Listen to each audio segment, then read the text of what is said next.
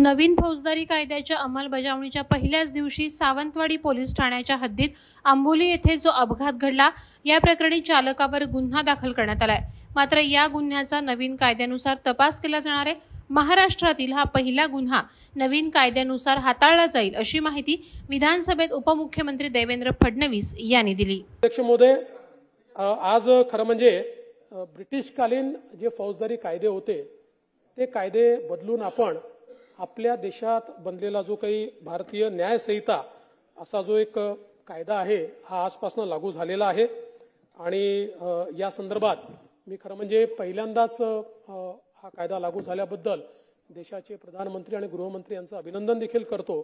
आणि सातत्याने पत्रकारे विचारतायत की बाबा या कायद्याच्या अंतर्गत पहिला गुन्हा हा कुठे दाखल झाला, त्याचं काय झालं, कायदा लागू झाला की नाही। तर हा कायदा महाराष्ट्राने देखील लागू केलेला आहे। आणि सकाळी 2:29 सिंधुदुर्ग जिल्ह्यामध्ये सावंतवाडी पोलीस स्टेशनच्या अंतर्गत या कायद्याच्या अंतर्गत ज्या तरतुदी आहेत त्यातला पहिला गुन्हा दाखल झालेला आहे।